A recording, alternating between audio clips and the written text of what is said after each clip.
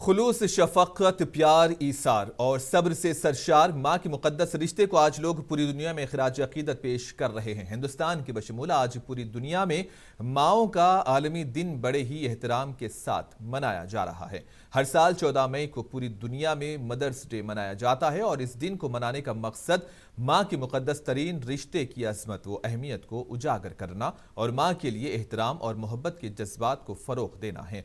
माँ एक ऐसी हस्ती है जिसकी जगह दुनिया की कोई और शख्सियत नहीं ले सकती।